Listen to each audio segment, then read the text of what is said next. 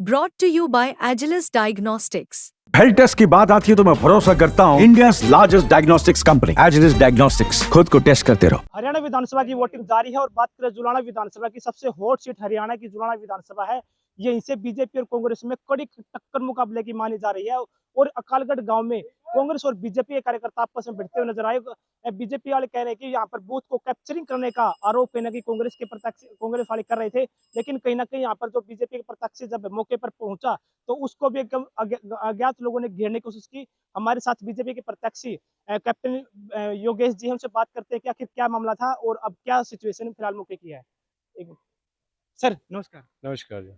Sir क्या मामला था जी? यहाँ मेरे को सुबह 8:30 बजे के आसपास में फ़ोन आया कि कुछ लोग यहाँ जो है ज़बरदस्ती हाथ पकड़ के जो है कि वोट डलवा रहे हैं।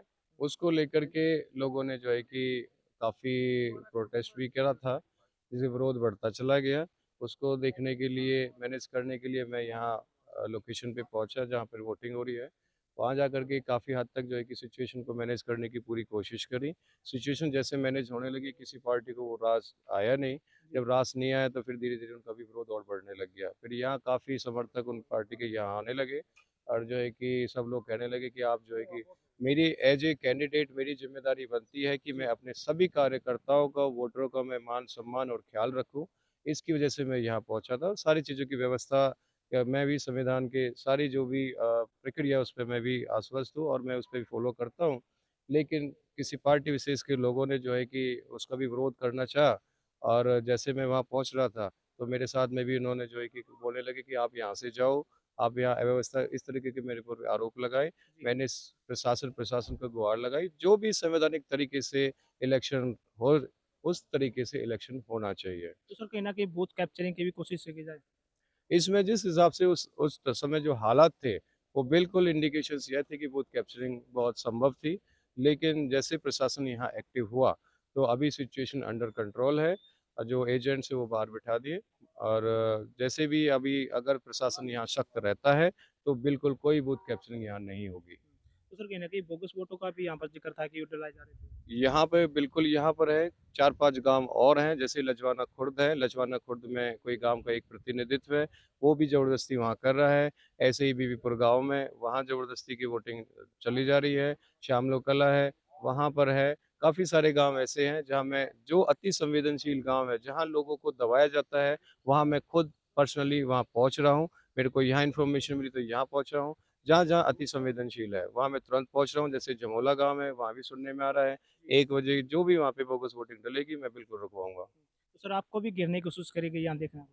बिल्कुल मेरे को घेरा गया था और मेरे को पुश आउट करने की कोशिश करी, लेकिन मैं अपने विधानसभा के एक-एक भाई को बता देता हूँ, मैं बहुत मजबूत हूँ। मैं किसी के इस तरीके के ना मेरे के साथ में कोई कर सकता है, ना मैं होने दूँगा। क्योंकि मैं सभी को अपना बड़ा, छोटा-बड़ा मैं मानता हूँ, सबके साथ में चलने वालों में से हूँ। और उनको मैंने ये बताने की मैंने कोशिश करी है कि ऐसी कोई सिचुएशन नहीं है, ईज़िली मैनेज होने वाली चीज़ें हैं। आप एक-दूसरे का अगर मान के चलो कोई परिवार का कोई सदस्य है, अगर उसको हाथ पकड़ के वोटिंग डलवाना चाहता है, तो जो ब्लड रिलेटिव है उसको उसको डलवाने दो। अगर मैंने ये भी बात बोली है कि चलो सभी को अगर ऑब्जेक्शन है, तो किसी पे जितने भी बटन है कहीं पे भी डल जाने दो, भले नोटा पे डलने दो। चलो बीजेपी का कैंडिडेट क्यों ना सही, बीजेपी का वोटर क्यों ना सही। अगर उसको नहीं दिक कोई भी परेशानी हो रही, उसको नहीं समझ में आ रहा, नोटा पे तो कांग्रेस में डाल दे, बीजेपी में डाल दे, इनेलो में डाल दे, जहाँ जिसका मन करे वहाँ डाल दे।